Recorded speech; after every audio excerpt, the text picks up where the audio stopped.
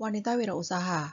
Wanita wirausaha dapat didefinisikan sebagai wanita atau sekelompok wanita yang memulai, mengatur, dan mengoperasikan perusahaan bisnis.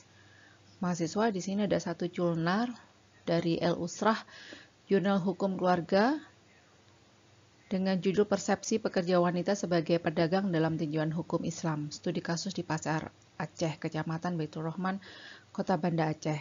Hukumnya wajib untuk dibaca dan ditulis ulang dalam bentuk rangkuman. Berikut kita membahas muslimah bekerja pada masa Nabi. Rasanya tidak afdal kalau kita tidak membahas tokoh penting dalam hidup Nabi. Ya, Khadijah binti Khuwailid, istri Nabi yang berdagang. Ia adalah potret muslimah bekerja pada masanya. Bahkan Muhammad sebelum menjadi Nabi pun bekerja padanya. Said Muhammad Ibnu Alawi Al-Maliki Al-Hasani dalam manaqib Sayyidah Khadijah Al-Kubro menuturkan Khadijah mempunyai perniagaan berskala besar dan membuka lapangan pekerjaan bagi penduduk sekitar Mekah. Selain itu, Khadijah juga memiliki jaringan perniagaan yang meliputi dalam dan luar kota Mekah seperti Yaman, Syam, Persia, dan Romawi. Menurut Khairul Amru Harahab dalam bukunya Rahasia Sukses Bisnis Khadijah istri Nabi SAW mengatakan Khadijah terlahir di keluarga pedagang sehingga dalam diri beliau sudah mengalir darah pedagang dan mempunyai jiwa kewirausahaan yang tinggi sehingga pandai mengelola modal baik materi maupun non-materi. Dalam hal ini kita akan mengenal tentang teori genetik. Khadijah merupakan salah satu entrepreneur sukses yang menjalankan bisnisnya di kota Yaman dan Syam. Dalam berbisnis, Khadijah tidak turun langsung berdagang dengan melayani pembeli, melainkan beliau hanya berperan sebagai investor saja. Di antara metode yang Khadijah gunakan dalam mempekerjakan pegawainya adalah dengan memberikan upah tetap kepada mereka. Beliau memberikan upah tersebut atas upaya yang mereka kerahkan dalam perniagaannya. Mereka tidak berurusan dengan keuntungan dan kerugian perniagaan. Metode dagang lain adalah dengan mengikat akad para pedagang yang akan mengelola hartanya.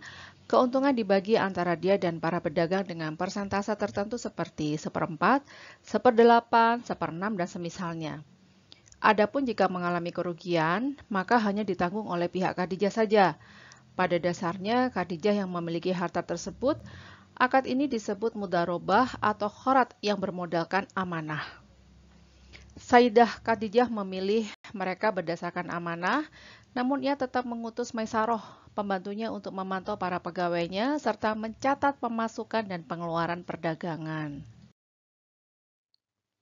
Berikutnya, Khadijah mendengar pesan tentang Nabi yang akan diutus Allah untuk memberi petunjuk manusia dari bacaan Taurat dan Injil yang dilantunkan oleh putra pamannya yaitu Warokah. Khadijah berharap bisa melihatnya, menjadi pengikutnya, dan mempersembahkan apa yang ia miliki untuk menolong agamanya. Namun, Allah memilih Khadijah sebagai pendamping hidup laki-laki yang akan diangkat menjadi nabi tersebut. Tak lain adalah beliau Nabi Muhammad SAW. Para suami yang melarang istrinya bekerja atas alasan agama sepertinya perlu belajar banyak dari sosok satu ini.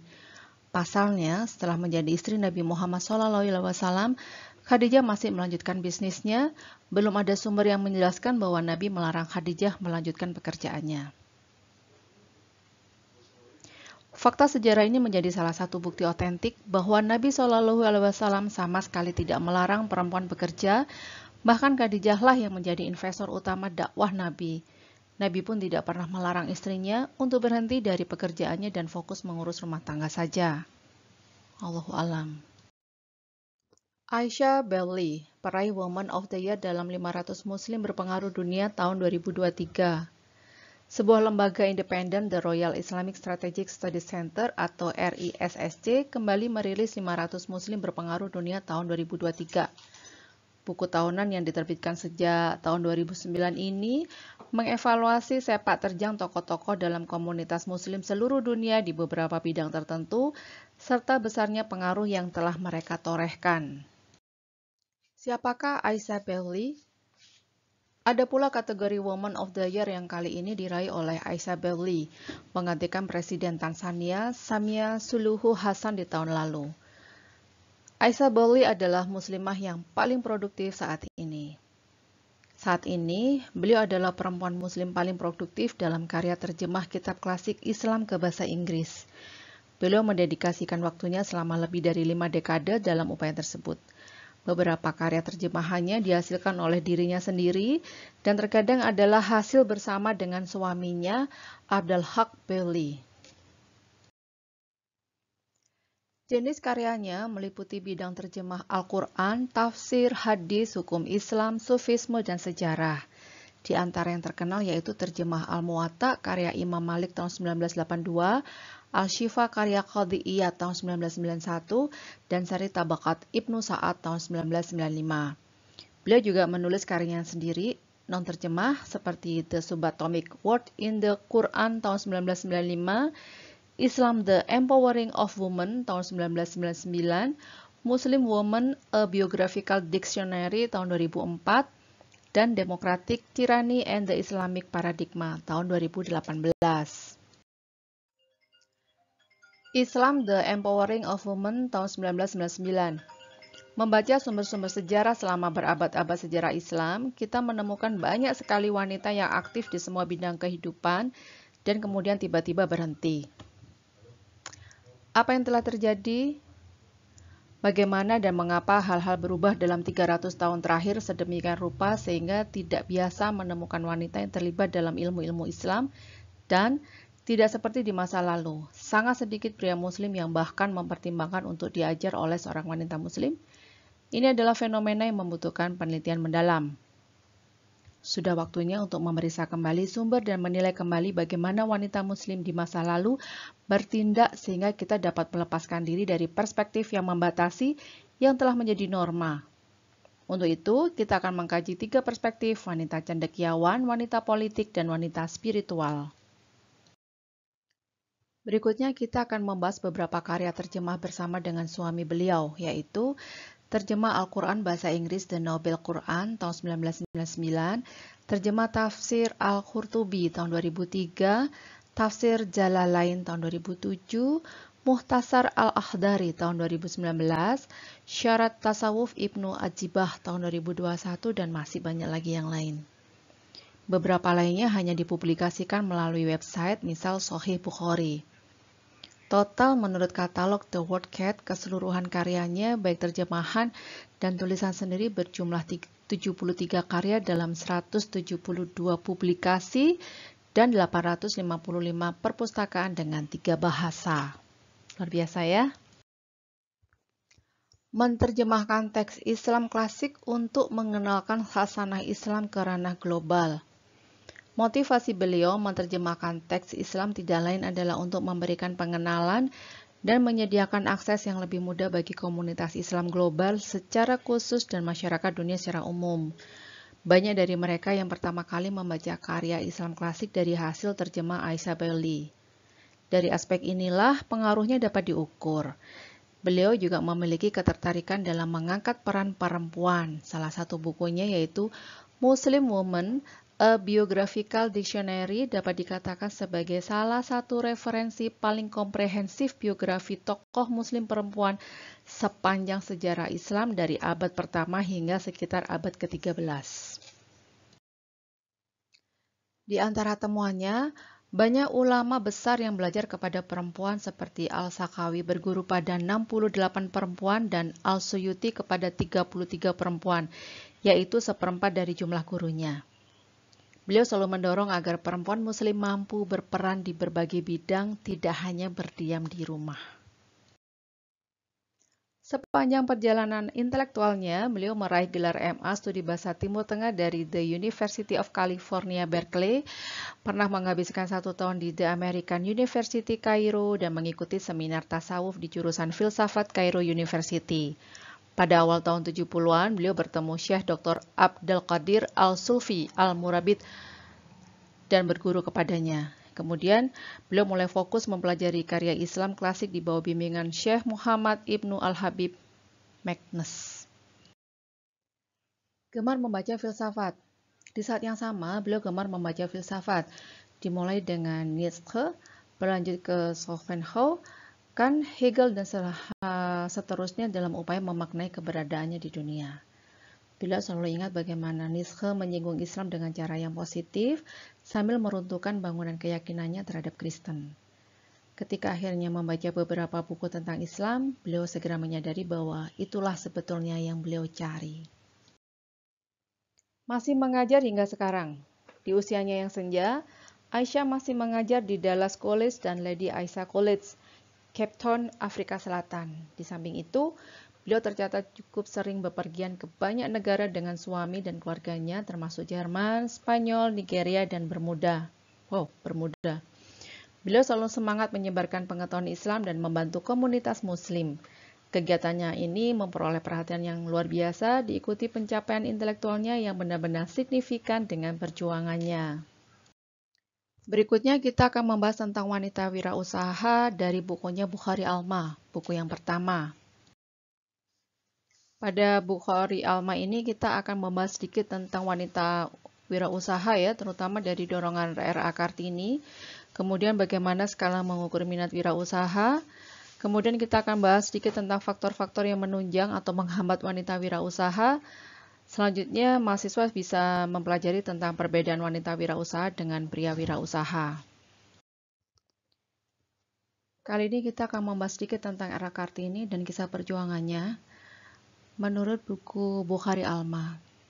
Surat-surat R.A. Kartini dibukukan dalam judul Letter of a Javanese Princess dan beredar di Amerika semenjak tahun 1921 oleh Charles Scribner Sons, New York.